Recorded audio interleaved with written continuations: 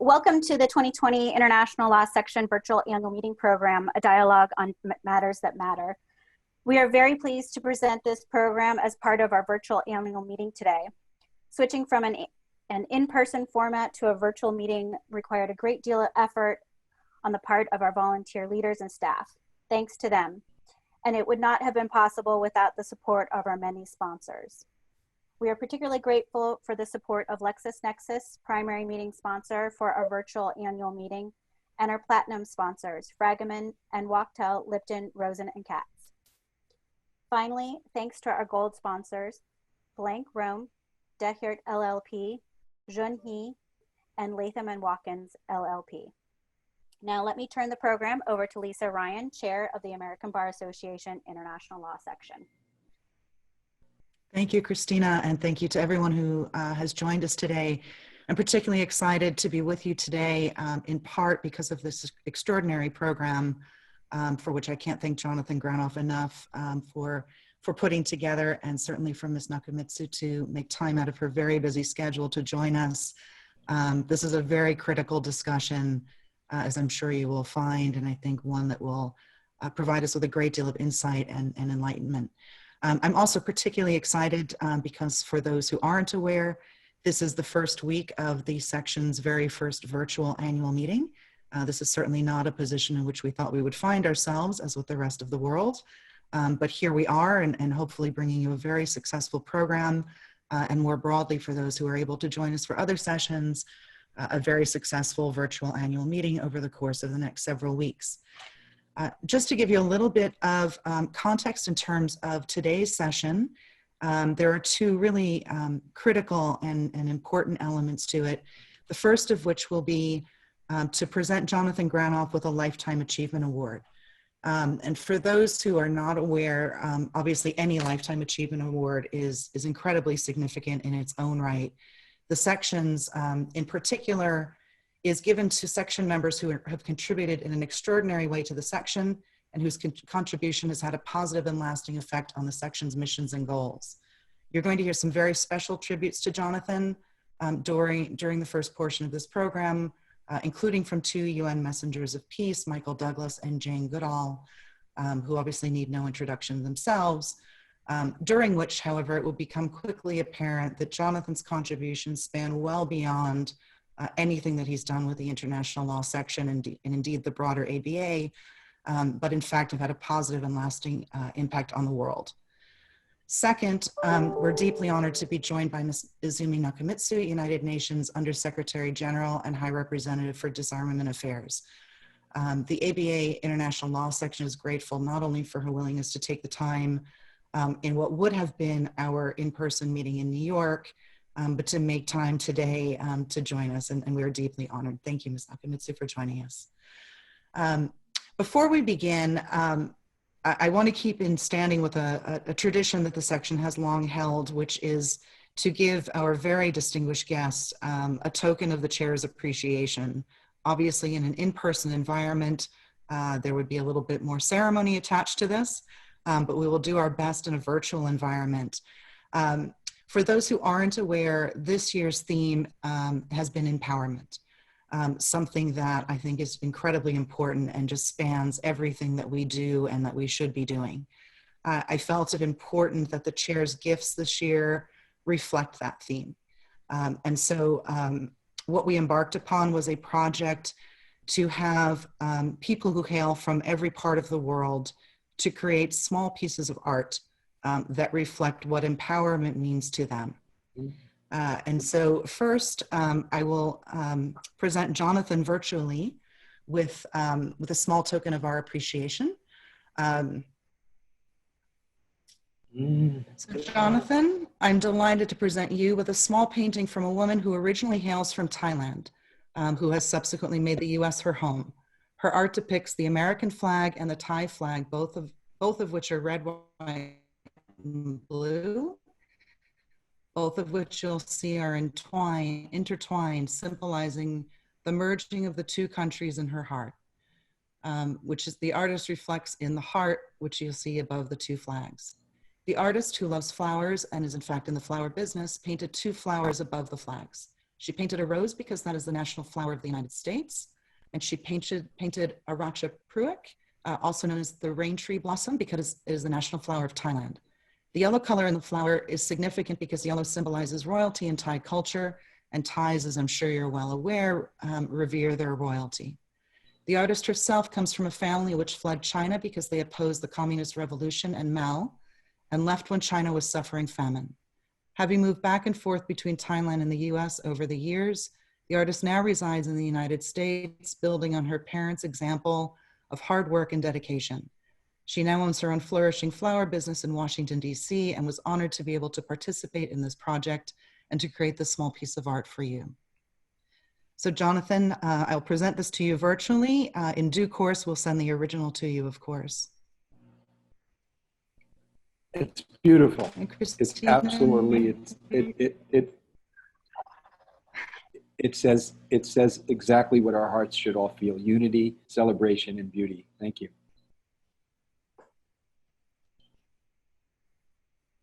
Couldn't agree more. Thank you. And I believe the artist is actually on the call with us. So if you are out there, we thank you from the bottom of our hearts for this beautiful artwork. Christina, if you could put the next one on the screen, please.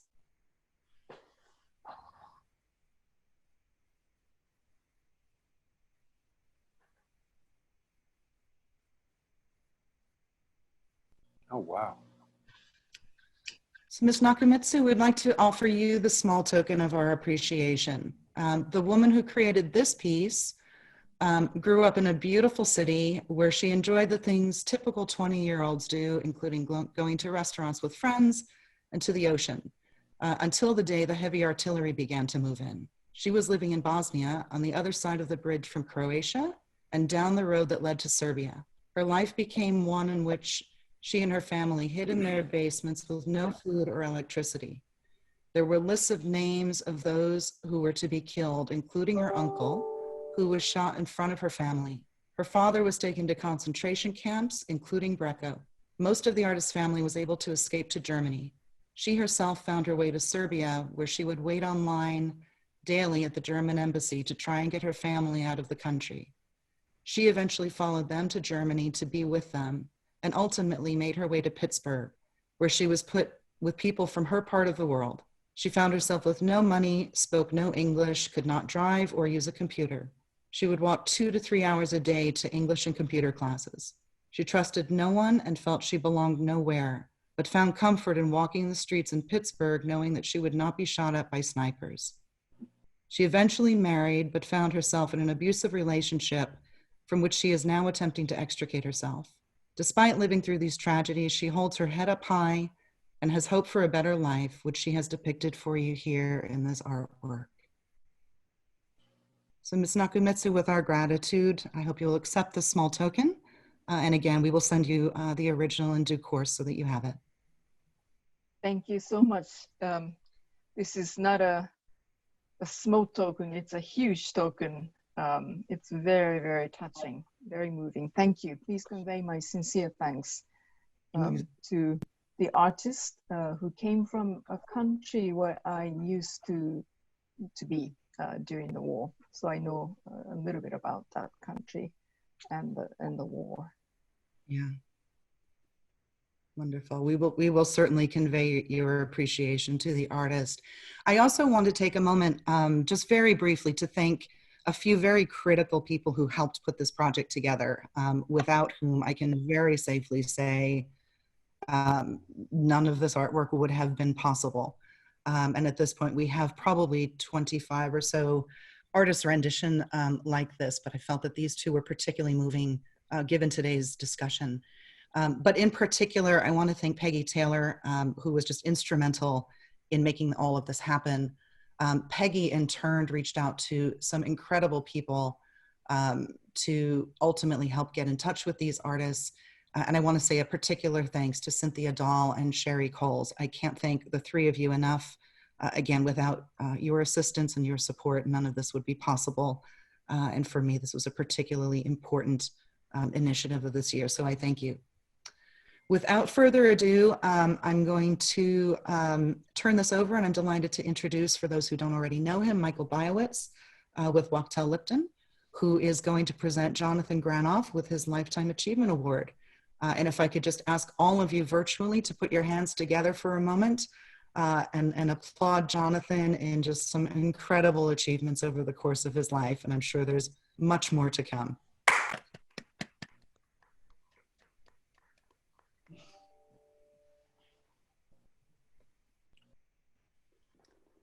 Well, thank you, Lisa. It's my privilege to present the section's Lifetime Achievement Award to my friend and colleague, Jonathan Granoff. Jonathan is an attorney, a prolific author, and a tireless international advocate. He focuses on advancing the rule of law to address international security and threats posed by nuclear weapons. He's the president of the Global Security Institute, or GSI, which is an NGO whose mission is to eliminate nuclear weapons through international cooperation and security. And GSI focuses on nuclear arms control, non-proliferation, and disarmament. Jonathan has received far too many honors for me to catalog today, but one I wanted to note, which he has been nominated for a Nobel Peace Prize. Jonathan is the senior advisor to the Permanent Secretariat of World Summits of Nobel Peace Laureates, and he's the representative of that organization to the United Nations. I was invited to and attended one of these gatherings of Nobel laureates several years ago, and I have to tell you, it was an amazing experience, and particularly amazing to see my friend Jonathan Granoff as the spokesperson and public voice for the organization and all of these Nobel Peace Laureates, and to be consulted by world famous Nobel Peace Prize recipients like Mikhail Gorbachev, Lech Walesa, William de Klerk, and many others. Jonathan is also an award-winning screenwriter for his film called The Constitution, the Document That Gave Birth to a Nation. Jonathan has long been active in the international law section.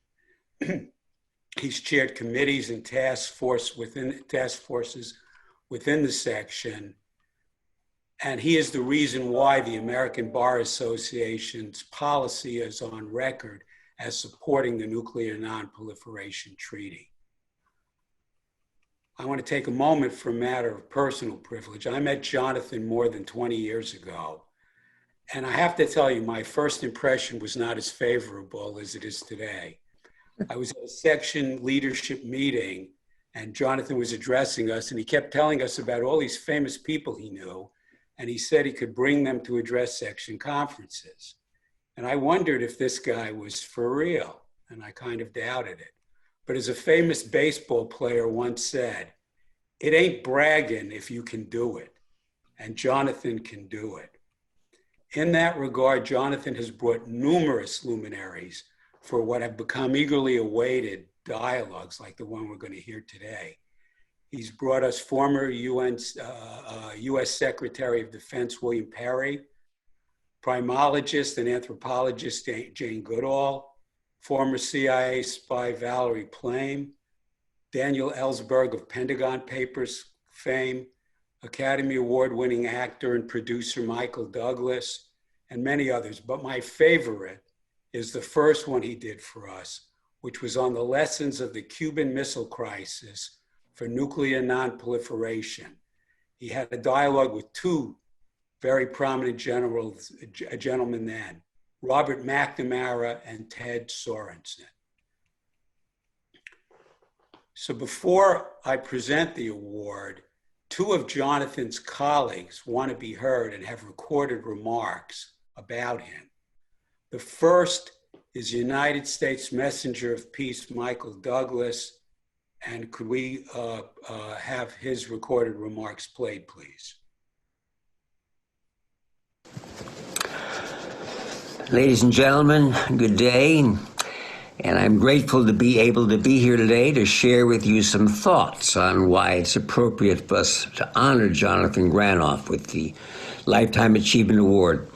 And I am further pleased to note that today he will be engaging in a conversation with the United Nations Undersecretary General and High Representative for Disarmament Affairs, Izumi Nakamitsu, on a subject that matters deeply to me and should matter deeply to every citizen on the planet, and especially this distinguished organization, the International Law Section of the American Bar Association, the control and elimination of weapons of mass destruction. Several years ago, Jonathan and I had such a conversation before the section, and I remember so very well the warmth and enthusiasm of the attention that we've received. So in addition to being a trustworthy and wise friend over decades, Jonathan has helped conceive and organize many extraordinary events in which I have had the opportunity to learn and express my concerns for the safety and security of our nation and the world, and the values and institutions necessary to protect and sustain peace. I've observed his diligence, tenacity, and hard work in organizing substantive meetings with presidents and heads of states, United Nations Secretary Generals, ministers of foreign affairs, secretaries of defense, diplomats, and passionate, informed, inspired experts. At each of these, he has helped create forums where serious dialogues regarding the rule of law, the control and elimination of nuclear weapons, and creating a culture of sanity and peace can be discussed, and where policies that are practical and sometimes visionary have been created. Often I have seen these policies brought into action. We have worked together at many meetings at the United Nations where he championed my nomination to become a United Nations Messenger of Peace, at Office of the Prime Minister of Canada, at the Carter Center in Hollywood, New York, and significantly in the U.S. Congress.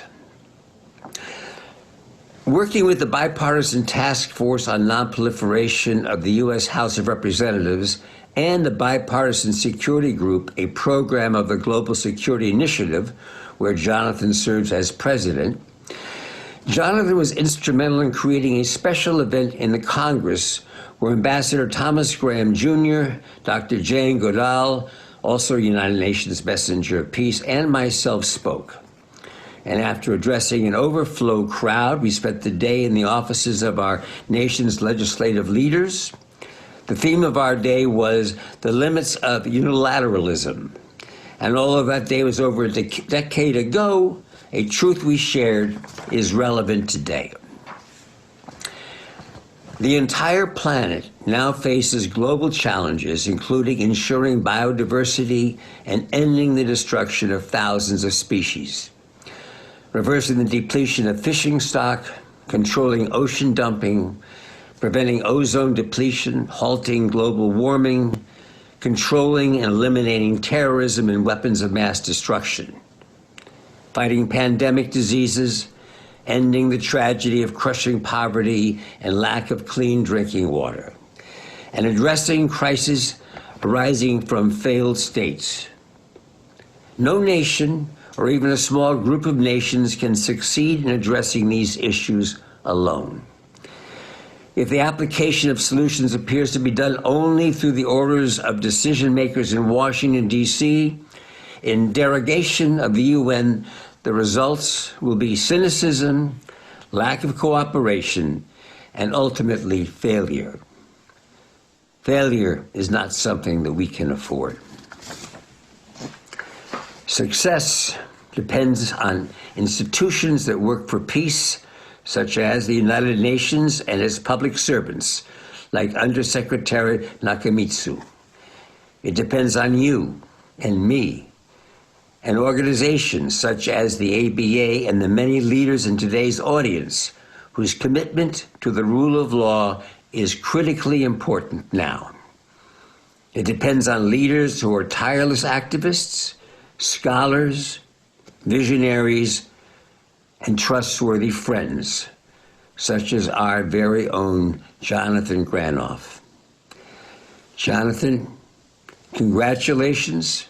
This is an honor very well deserved. Thank you. Hello, this is Jane Goodall. And the other colleague that wanted to be heard is Jane Goodall, who is also a United Nations Messenger of Peace. So if we could play that, please. Hello, this is Jane Goodall.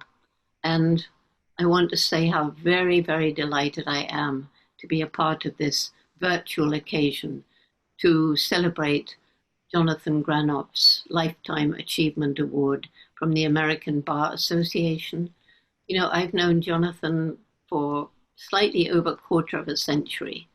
So we got to know each other quite well, and we've become really good friends. And we share a vision of a world at peace. And we share the conviction that we can only attain this and attain our true human potential if our clever brains are linked to love and compassion, the human heart. Human head and human heart need to work in harmony together. It was Jonathan who invited me onto the Global Security Institute board. And I think it was Jonathan who persuaded Kofi Annan to appoint me as a UN Messenger of Peace, something which successive Secretary Generals have endorsed up to the present. And we've shared so many platforms and so many venues and had discussions about all kinds of different situations going on in the world today. But the need to protect nature, the need to respect nature and animals, the lack of which has led to this pandemic that prevents us from actually being together. And so Jonathan is one of those people who tackles what seems to be impossible. I mean, so many people don't believe that it will ever be possible to have a world of peace, to have a world without nuclear weapons. But Jonathan has never given up. And it's that persistence, that devotion to an ideal that makes him such a very, very special person. So, as I say, I'm really happy to be part of this occasion. I can think of no one who deserves this award more than my friend Jonathan Granoff. And I wish I was there, Jonathan, to give you a big hug and hello to you and all your family. And I guess I can't end without giving the distance greeting of a chimpanzee. It seems so appropriate now. This is how I will end.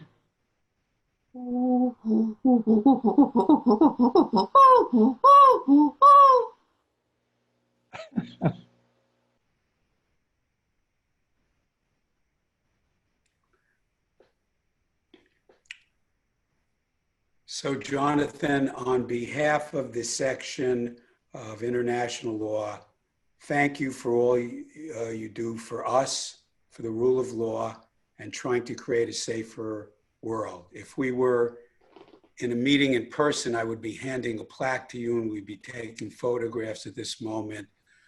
What I will tell you is the plaque is in the mail. And I'll turn it over to you if you want to say anything. Congratulations. I'm deeply moved, really.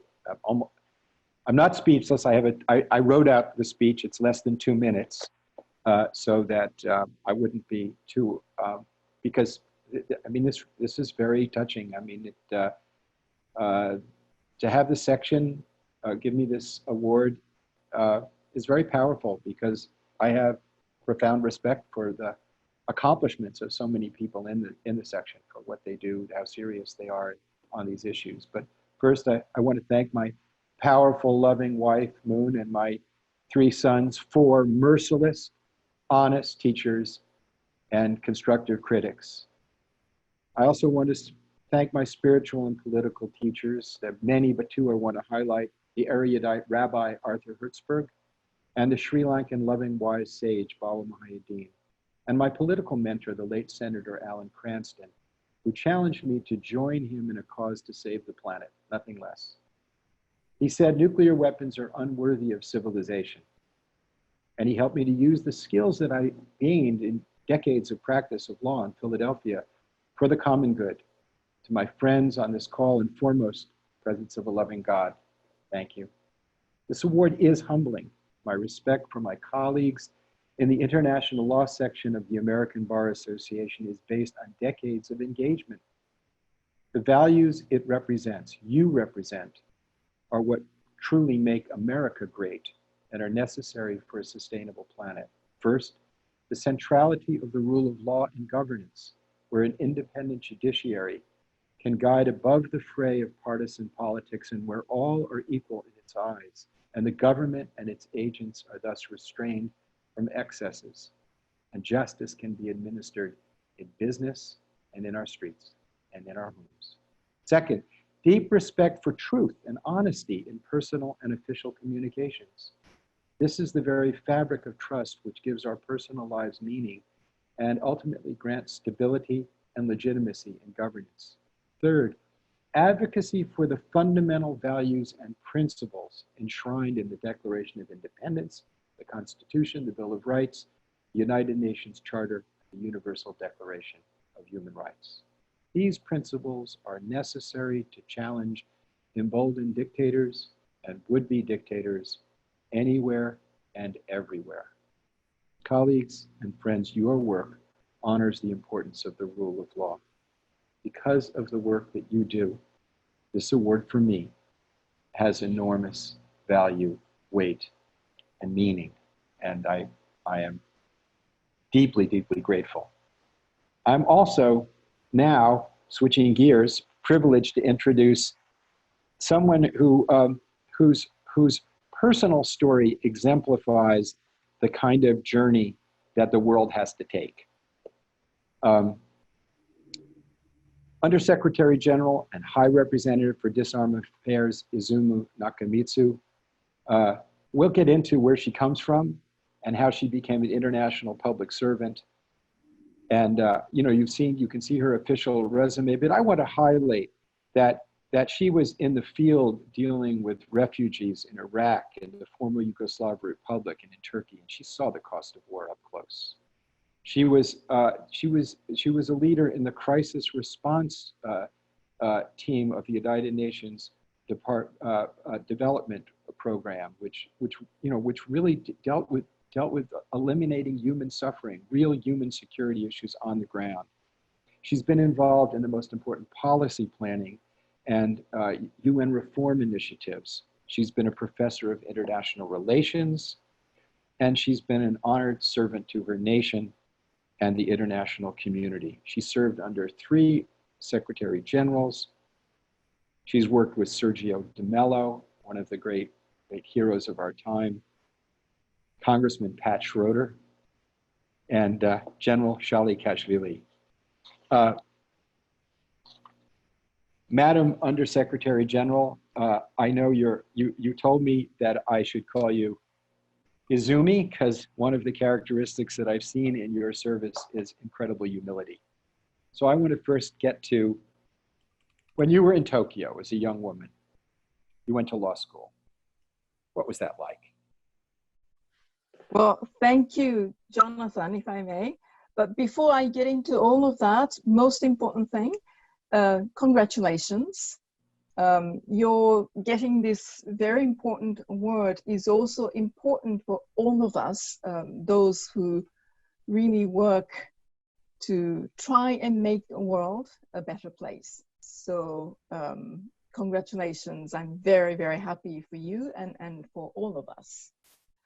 So thank you. You have Michael Douglas as a UN Messenger of Peace for your department, and he is tireless in advocacy, and of course Jane Goodall for the environment, and they bring the two together, and your work exemplifies that. But I wanted to give people a sense of you as a person, where you come from, and the evolution of your career. Okay, all right. No, thank you. I come from Japan. That's where I was born and I was raised. The first time I I went abroad for the first time in my life was when I was 21 years old. I went to all-girls Christian high school. Well, middle school and high school. And then I went into Waseda University Law School, which is, Waseda is one of a very good private universities, and the law department then was very much male-dominated. I was one of a very few women in the class, and I had a wonderful time. It was really exciting time, especially coming from all-girls school to almost all man sort of environment. I learned a lot of things. I made really important friendship that is still lasting to date. I'm in touch with my friends from Japan. But one of the things that really I remember as a difficult thing was that it was hard for me as a woman to have a female role model in Japan when I was growing up. And I think this is one of those issues that we need to still continue to tackle. As you know, this Secretary General Guterres has made this issue a top priority for the United Nations.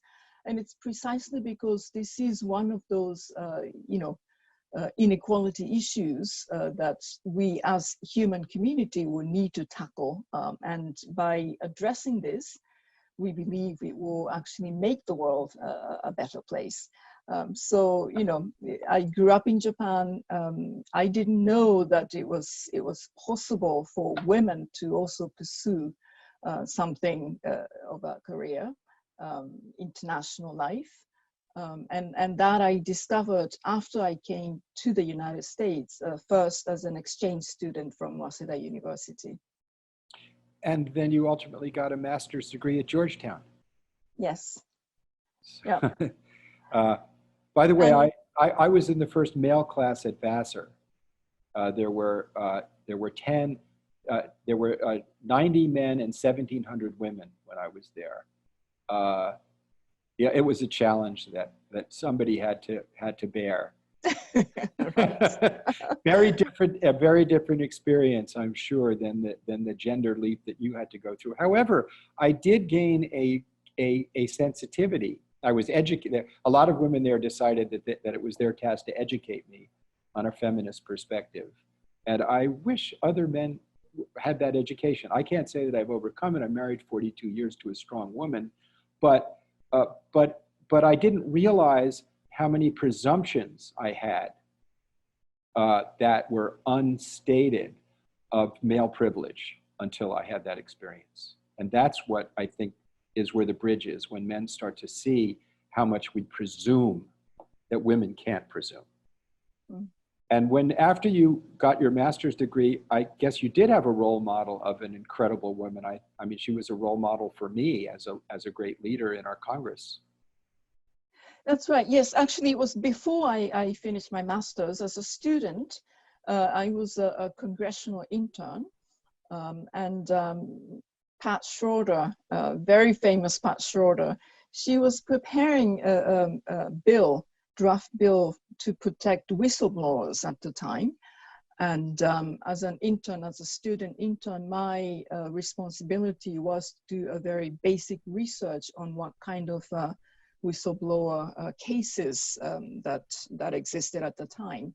I was extremely impressed by the generosity of this country, the United States, to give such a substantive role for a little intern, a foreign girl whose English wasn't even perfect at the time.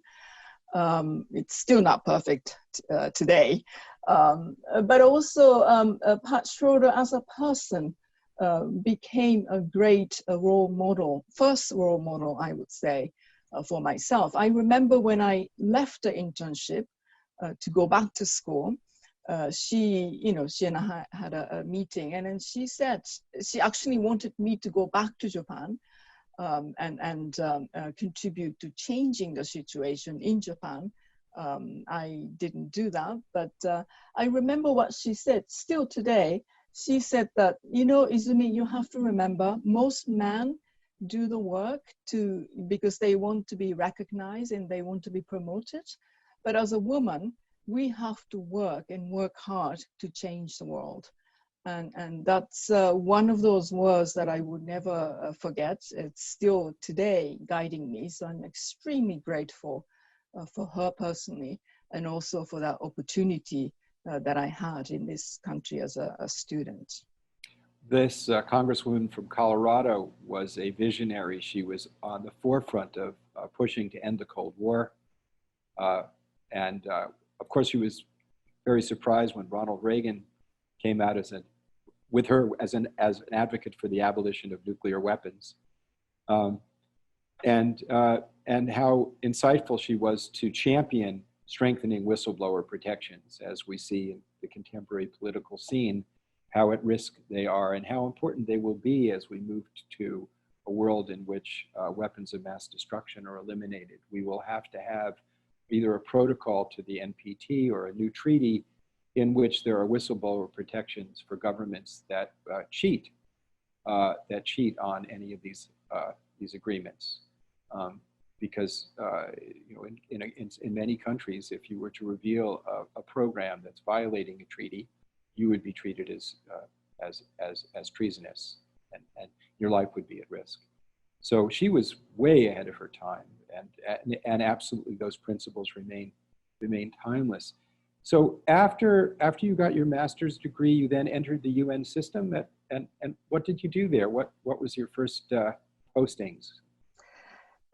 So I started my UN career in UNHCR, United Nations High Commissioner for Refugees, as a junior legal officer. And my first posting was in Turkey, Ankara, Turkey. And my job was basically to do the asylum application. I interviewed asylum seekers and looking at international law and say this is a refugee or not a refugee. So status determination from a legal point of view was my first job. But of course, and this was 1989, yes, 89. But of course, early 1991, following the end of the first Gulf War in the region, there was something called Kurdish refugee crisis that happened. Hundreds of thousands of Iraqi Kurdish refugees got into or tried to get into Turkey. And so I was one of the first UNHCR officers to be sent out to the border areas, border between Iraq and Turkey, which is a very much of a mountainous area, beautiful place, but very difficult to access. And because of that issue of access and the really crisis situation, the coalition forces that were deployed already in the region started to launch this massive military humanitarian operation called Operation Provide Comfort. And because I was one of the first people from the UN to be sent out there, I started to work with these military people in the region. And so UNHCR appointed me as the first liaison officer to the coalition forces. And that's how I started to work with General Shamikashvili, who was the commanding general at the time. He was a 3-star general. He and I worked very closely in the Operation Provide Comfort. He ultimately became a 4-star general, and I commend to anyone's attention his very extensive report on why we need a ratification of the Comprehensive Test Ban Treaty, which we'll talk about later. But I think that his seeing up close the consequences on civilian populations of war strengthened his commitment to building better relations with military leaders in alleged enemies. I mean, he was so instrumental in helping end the Cold War and reaching out to other military figures from the then Soviet Union that became Russia. A visionary general that people don't know about his disarmament commitment. That's a pretty sort of strong trial by fire, being thrown right in there with seeing the consequence of this horrible institution of war. And then you went from that to Yugoslavia, former Yes. Yugoslavia, another very peaceful place. Where did you end up in Yugoslavia? Well, I had a few different positions in the former Yugoslavia, where I stayed for 2.5 years. The first one, I was head of UNHCR office in Sarajevo. And the reason was, this was early 90s. It was July of 1992. There weren't so many humanitarian aid workers who have worked with military. And I happened to be one of those few people. So UNHCR asked me to go to Sarajevo, which I readily agreed. I remember at the time the Deputy High Commissioner for Refugees called me in Zagreb, and he said he wanted to make sure that I was going on a voluntary basis. Being a woman, you don't have to go if you don't want to. I responded, I was grateful for his call. But I said, half of the population in Sarajevo is women. So I don't think it is, particularly dangerous for me. And I was quite willing to go. And so that's how I ended up in Sarajevo in the middle of 1992. So you were dealing with people facing death each day? Yes, I was working and also living in the post office building, which was the headquarters of UNPROFOR, United Nations Protection Force for the former Yugoslavia. This is the UN peacekeeping operation that was there already. I was the first female civilian staff, international staff, to be sent out there. And I think all these military, senior military officers probably didn't know how to deal with me. I mean, being still then a youngish woman, landing in the military headquarters and started to participate in a morning, 8 o'clock in the morning brief with the commanding generals, etc. But because I lived there and I worked there and I went through all the difficult times of shelling and sniping and all of that together with those military officers, I think I established a good working relationship. Of course, there are, difficult moments. Not all people are gentlemen. So I had some quarrels and conflicts, but I think I handled reasonably well, and I worked well, generally speaking, with all these military people. You had to deal with regular people. I remember you told me once about a 80-year-old woman that came in and told the history of her life. That's right. Yeah, that was, I was also moving in different parts of Bosnia. And this was in the town of Tuzla, which is northeastern part of Bosnia, close to the front line with the Bosnian Serbs. And this old lady in her 80s, she had just been displaced from Srebrenica and then came to Tuzla, and she was accommodated by displaced persons collective center that was supported by UNHCR. And I talked to her through an interpreter, of course. And I still remember, I mean, it was just an incredible story of her own life. She basically sent 4 generations of men in her family to different wars. Her grandfather fought in World War I. Her father fought in World War II. Also her husband and her sons and grandsons missing in that Bosnian Civil War, which was at the time being fought. When she just, in a very calm way, told me her story, I just understood the real meaning of the very famous preamble of the United Nations Charter. And I think, those moments really give me, you know, the drive, why I'm doing this job still today. Of course, it's, you know, anything that UN is doing, at times frustrations, it's difficult.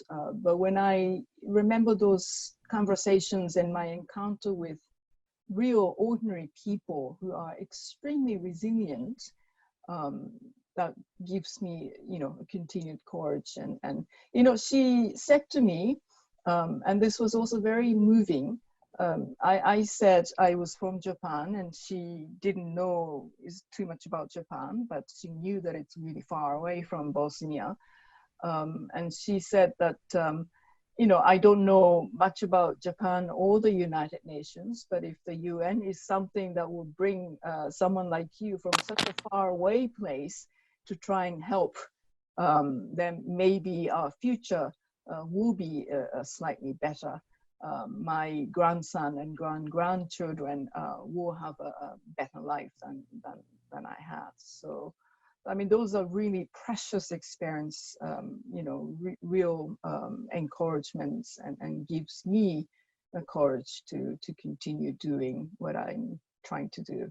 Well, the famous line in the very beginning of the UN Charter to prevent succeeding generations from the scourge of war, contains so much. It's the responsibility to future generations. Our political leaders are almost always just focused on the constituencies that elected them and very, very immediate concerns. But the UN has a duty even to succeeding generations. And I don't think there's a sufficient sensitivity to, you know, to what you experienced, that on the ground there's so much important work that's there. You were literally in a town where the bridge was the metaphor in Mostar there. And I just wanted just one more story of dealing with real people in these conflicts, because I was studying a document that that the Secretary General put out that's right in your mandate. His document, Securing Our Common Future. I hope everyone on this call gets a hold of that document. It's the Secretary General's Peace and Security and Disarmament template. And it's a brilliant exposition. And part of it highlights how in the conflicts that we have in the world, whether it's in Syria today or was in Iraq or in the former Yugoslav Republic or in Africa today, any place where there's conflicts, the vast majority of victims are not the military. They're civilians, and they're innocent. And they are our mothers and our fathers, they're elderly people and their children. And so there was and often, I guess when you get on the ground, you actually see the character of people under conflict. And I wonder if you could share the story of that Croatian gentleman that came into your office, and so people can get a sense of what it is to be working in the UN. I mean, you know, what people are dealing with. First of all, many of the people on the call understand, say, the New York Convention on Arbitration, because that's what allows for third-party adjudication of disputes in the commercial world, so that we can have international trade under the rule of law. That has really facilitated a lot of the good aspects of globalization. People on this call understand that we have uniform protocols so you can fly an airplane anywhere in the world, or the Berne Convention protecting intellectual property. They have an appreciation for the UN, and an appreciation that because there's so many different countries with different interests, they have a place where they can yell at each other and argue things out.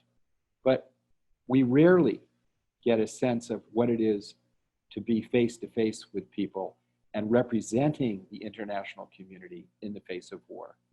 So bring us to, you're in Mostar, what's going on there?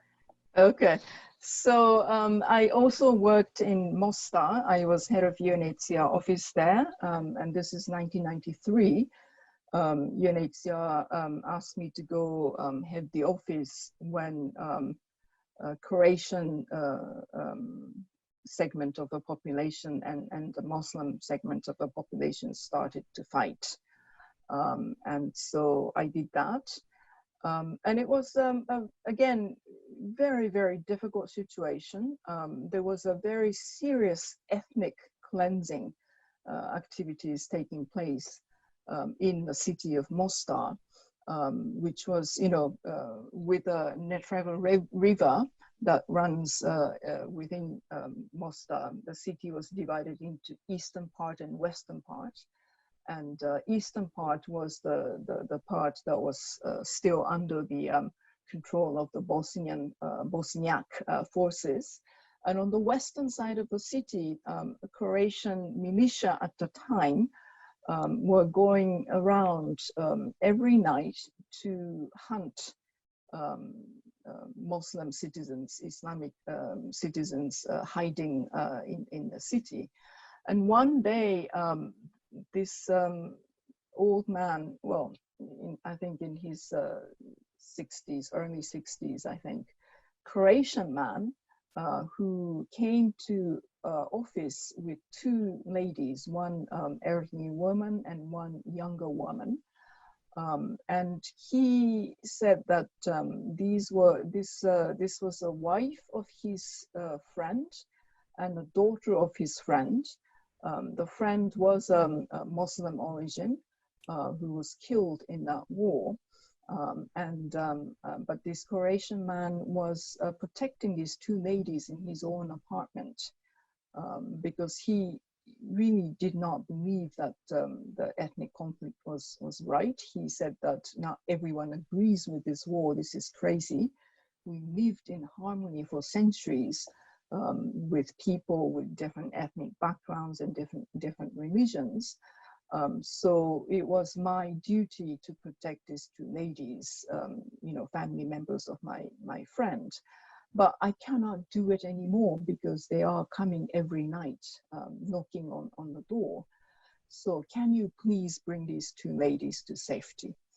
And then I was, it was difficult for us because we don't have the means to do that sort of evacuation of citizens.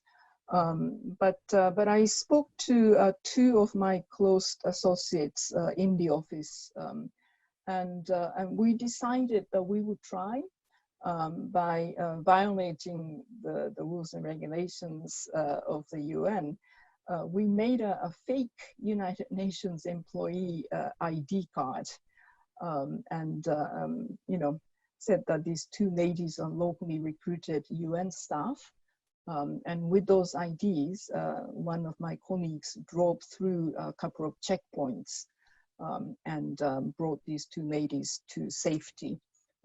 And we did that because I guess, if you will, moral compass told us to do so. It was against the UN regulation. I mean, it's such a long time ago. I guess it's okay to reveal this story.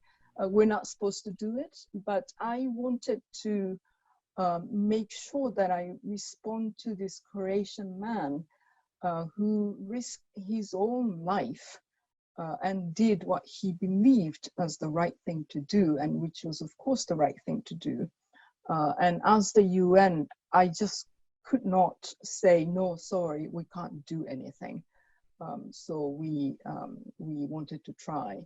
But I mean, the important point in this story is not us, the UN, but in the war, they are ordinary people with such an incredible amount of courage and a sense of duty and sense of right thing.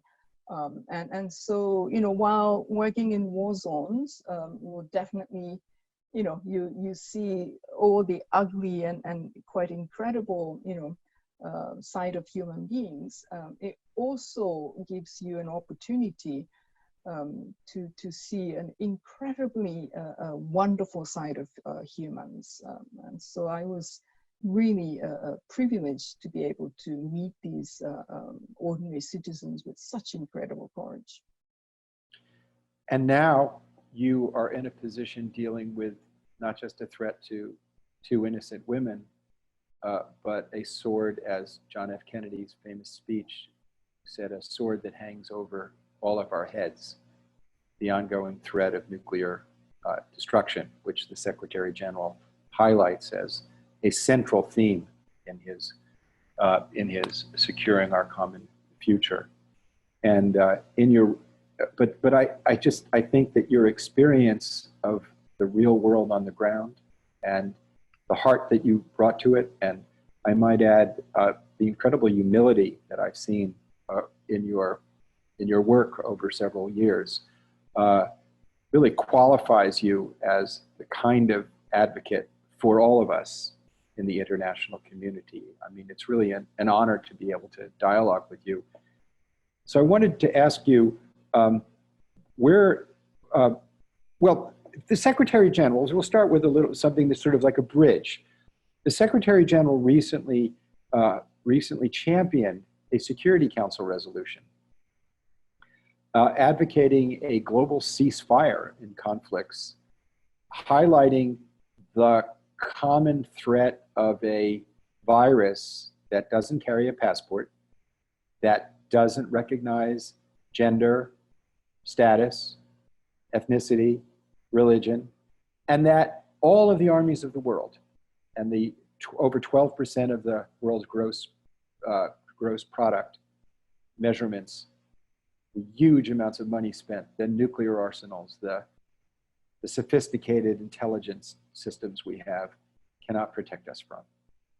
That it brings us together, and that it was sort of like a refocus on what's real security, which is human security, not just the security of states, but security of people. And he championed this very, very visionary resolution calling for a ceasefire in the Security Council.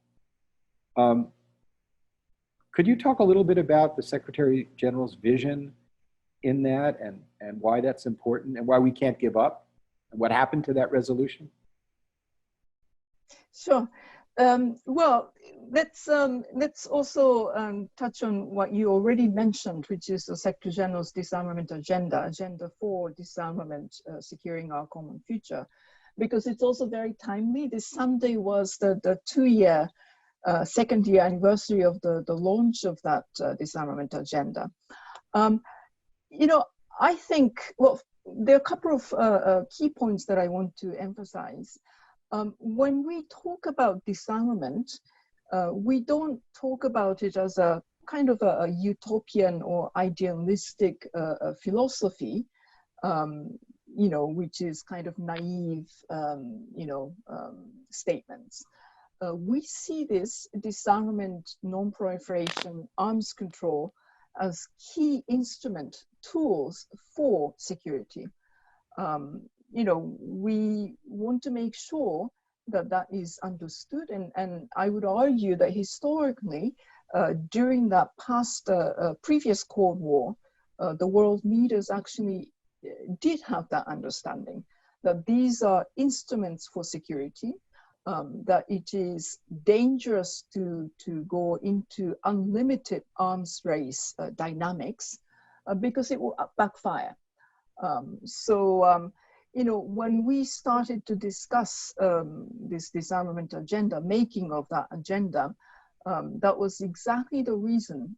You know, some people said that, well, this is a very tense geopolitical situation. The balance is shifting. It's probably not the right time to discuss disarmament. Our understanding was exactly the opposite. It's precisely because of that dangerous, strategic relations, we needed to refocus and put the disarmament and non-proliferation issues at the center of security discourse, security discussions. The same goes for this global ceasefire call as well. It is pretty kind of commonsensical that when we all need to fight and fight the COVID-19 and put the pandemic under control, it just does not make sense to continue with all these various conflicts that are still going on. Since that global call, there are so many countries and so many also warring parties that have come around and agreed with that statement. So, you know, we want ourselves, people around the world, to be safer and also more secure. That's why we talk about disarmament, and that's why we need to, you know, refocus, rethink how we, in fact, look at security. I think, as you suggest, human security, put humans more at the center of our security discussions is what we need to do. And I think we are able to do that. We should be able to achieve that without, in fact, compromising you know, the sort of a balance, you know, the security, the hardcore security issues that we need to obviously convince various people. It's a difficult situation. You know, member states of the UN don't see things eye to eye and not seem to be able to agree on sensitive issues.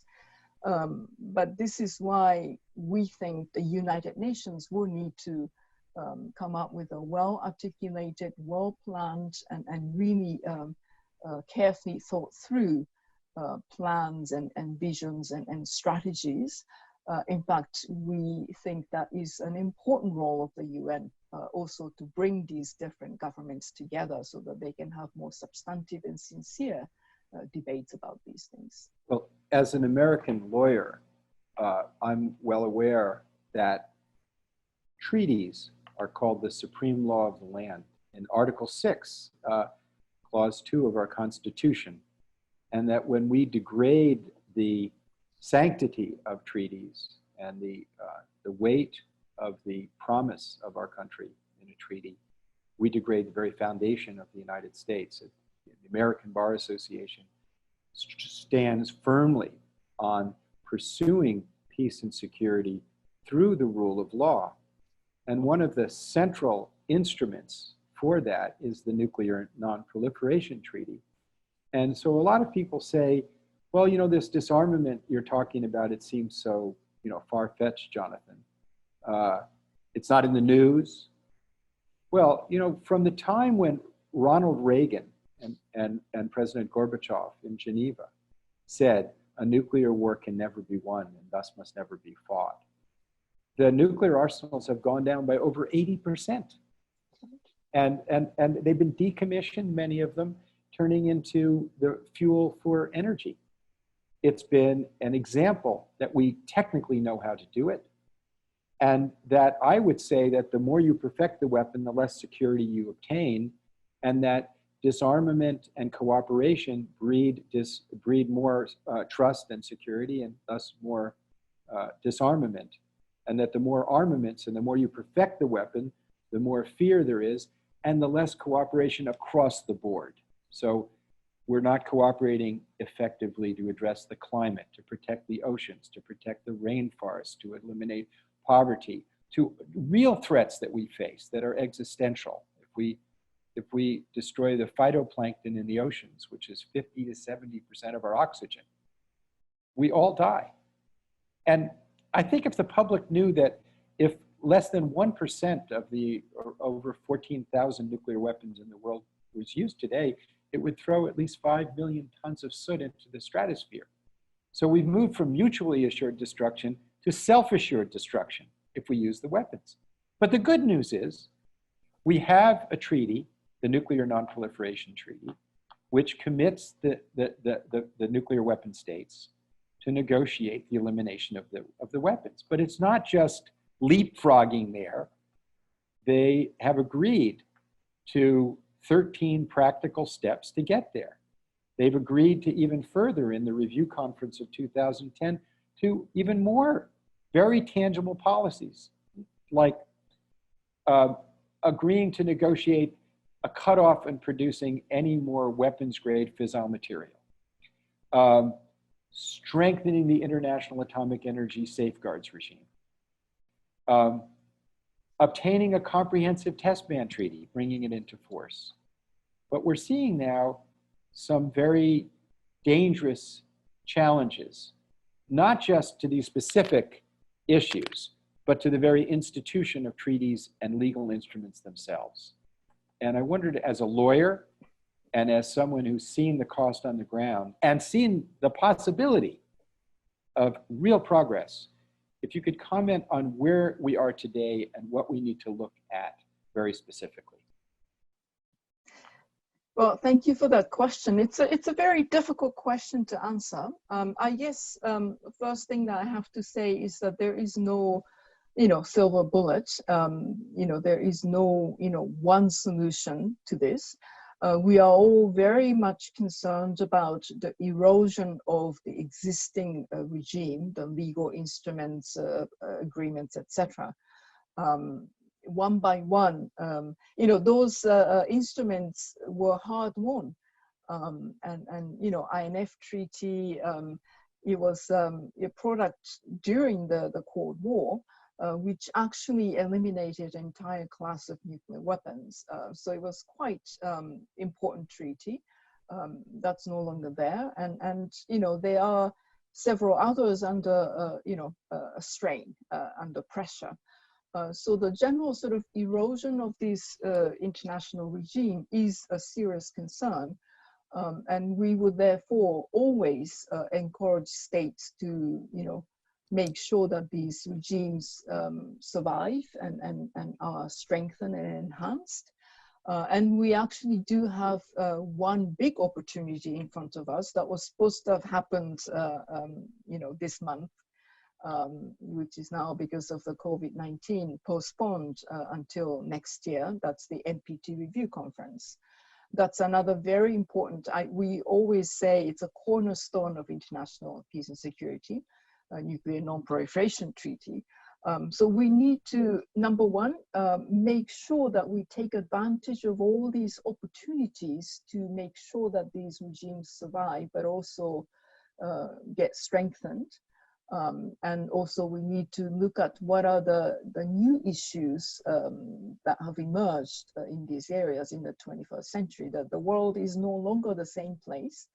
And therefore, those instruments cannot be actually a static one. We need to continuously adjust and strengthen. The second thing that we need to also do is for us to bring together new thinkings. We have to probably start thinking about what might be a new vision for arms control and disarmament in the 21st century. What might be new approaches to those issues. Not least because it's no longer the world the same, it's no longer the post-Cold War period, it's no longer the bipolar world. The world has become very much of a multipolar place with many different powerful nations, but also incredible speed of, developments of new science and technology that could be weaponized. If they are in fact weaponized and militarized, that will have also a huge impact on international peace and security. So there are a lot of things that we need to be thinking about today. And that requires a genuine, substantive dialogue and brainstorming, which can only be done if we are able to bring together people who are concerned about it, people with expertise. And I would say in the initial brainstorming reflection period, not just the government officials, but also civil society, business people, industry people, academic people, all these people who have, who have things to contribute should be brought together.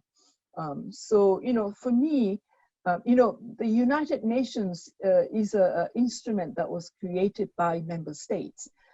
It's an instrument. We try to be an effective, useful instrument.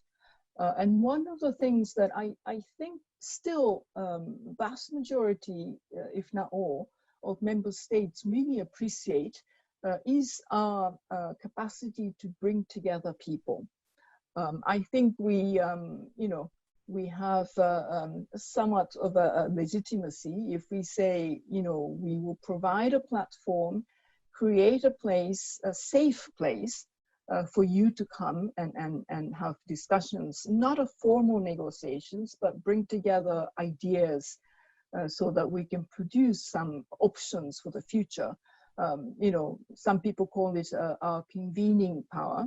That's one of the things that UN member states still seem to appreciate as one of the things that the UN could do effectively. So in the new era, we need to think very hard at the UN to work with member states, to work with people like yourselves, professional organizations, experts, people who have ideas, so that we will, as you say, make the world a little bit more of a safer place and more secure place for all of us. Well, in the international law section of the American Bar Association, there's a lot of people that understand the value of legal instruments. And the problem that I'm seeing now is that promises that have been made under these legal instruments, the very legal instruments, are being rejected. And that is harrowing. So, I mean, just we have to renew the START agreement. There's absolutely preposterous. I mean, what the United States has 16 times the size of the arsenal of China, and the idea that a bilateral agreement with Russia and the United States that have 96% of the weapons that shouldn't be renewed, there is absolutely no benefit in not renewing it. Walking away from the INF Treaty, you pointed out, that nobody benefited from that. Failing to fulfill the existing commitments under the Nuclear Non-Proliferation Treaty risks that treaty fraying. And the treaty's been enormously successful. When it was created in 1970 in the Nixon administration, the fear was that there would be dozens of nuclear weapon states, but there aren't. There's only 9, and it's because of that treaty. We have the Open Skies Treaty we're going to walk away from, which is so valuable in building trust and confidence to see what the other side is doing. Then we have the Outer Space Treaty is at risk. The Outer Space Treaty has been so important in creating the world that we live in, where that allows us to, have satellite communication so robustly. And it states explicitly that no country should try to gain a military advantage in using outer space, and we're just ignoring it. And recently, there's even been the suggestion in the United States of the resumption of testing, which I think indicates a cynicism toward the Nuclear Non-Proliferation Treaty, which specifically calls for ending the nuclear arms race and ending nuclear testing. And the consequences, and people have to grasp this, the consequences of fraying and throwing these treaties out is that no one will believe any promises you make today going into the future. And if we were to resume testing, that would be the destruction of the NPT's core. And we could see a cascade of proliferation, making every regional crisis an existential crisis for the planet. You highlighted, we have to look to the future. Cybersecurity, artificial intelligence, nanotechnologies, and technologies we don't even know about. That's why I think the rule of law is so important for a global civilized society, and why this group, the International Law Section of the ABA, has people with the intellectual and moral capacity to make a difference. Michael, I was wondering if we could use this last bit of the session to take some questions that have come in. Sure. Can you hear me? Clearly. Okay. We've had a lot of questions. So let's start with this one.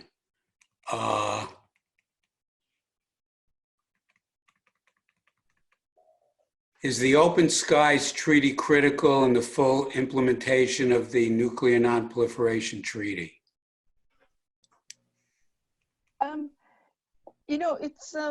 It's a different kinds of a treaty, but what I can say is that everything that contributes to increasing the confidence.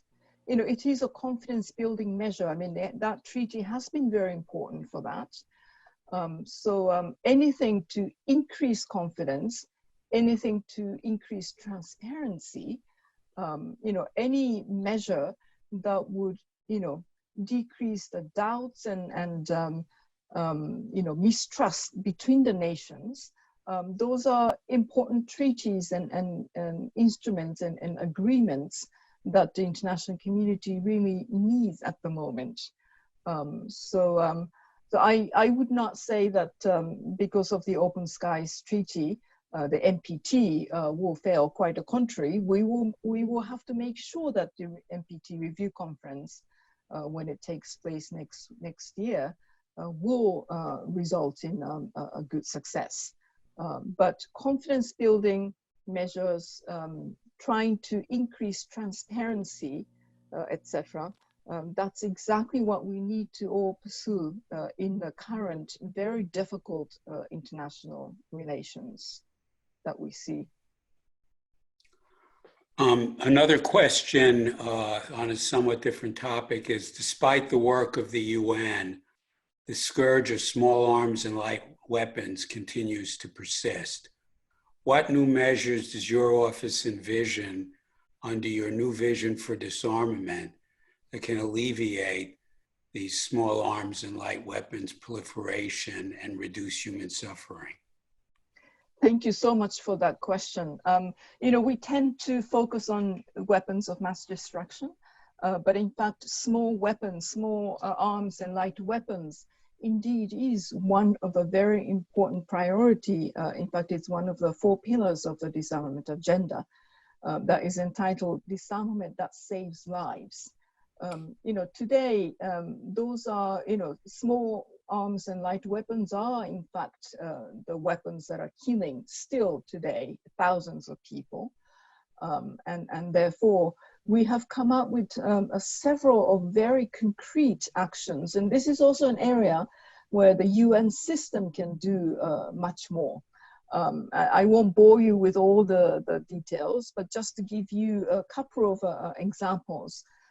For example, we do have a lot of very useful, very good policy instruments and standards so far we have made through the intergovernmental discussions called UN Program of Action on Small Arms, UNPOA.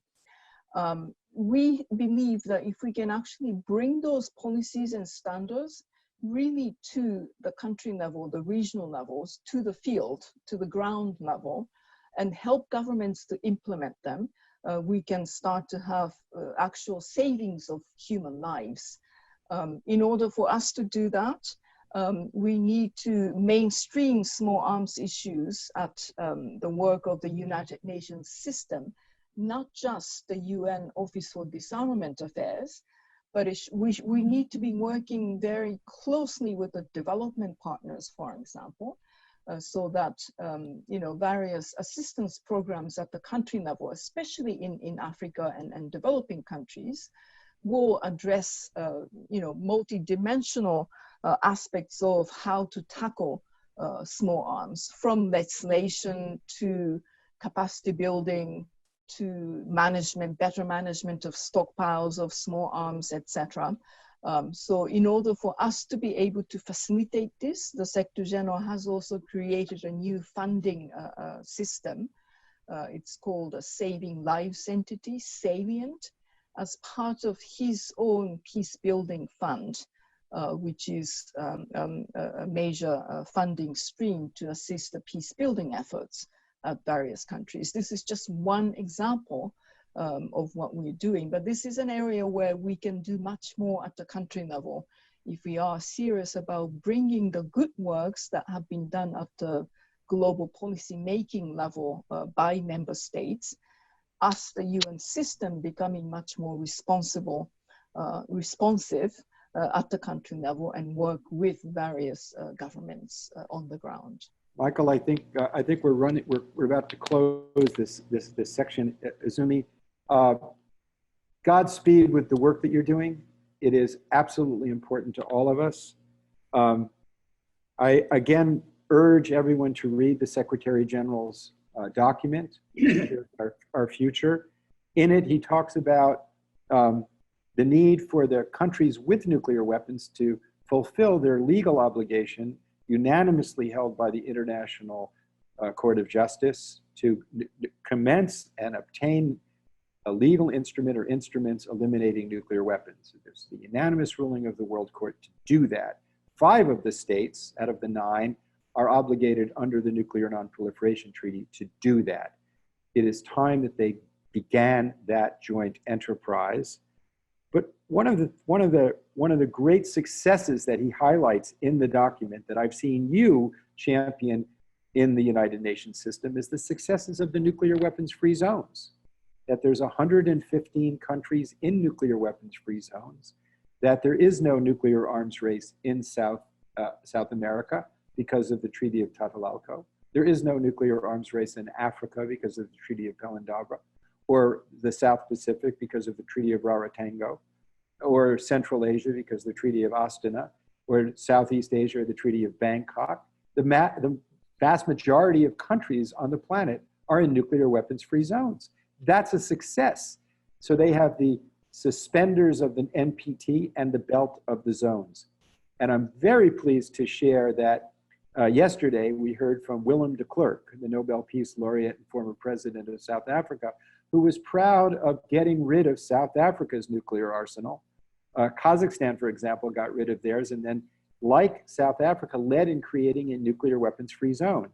So South Africa led in creating the treaty that makes Africa a nuclear weapons-free zone, and Willem de Klerk was one of the people who championed that, and he will be doing a dialogue like this for our section on July 1st.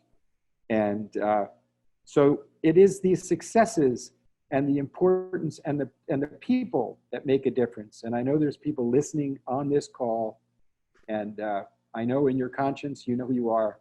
You can step out and make a difference. And again, Izumi, thank you so much. And for my colleagues who've honored me today, I am deeply, deeply moved and grateful. Thank you so much. Lisa, the floor is yours. Thank you. Thank you, Jonathan. Thank you, Izumi. And thank you, everyone, for joining us. Jonathan and Izumi, I particularly want to thank you for not only taking the time to join us today, but for sharing with us a part of your lives. I hope for everyone who joined, not only did you learn a tremendous amount today, but I hope that you find inspiration in Jonathan and Izumi's words and in their actions to take forth your own efforts to support and advance the rule of law. So Jonathan, thank you and congratulations on your very, very well-deserved award. Izumi, thank you for everything that you do. You both are making a tremendous difference in the world, for which we all thank you. Thank you.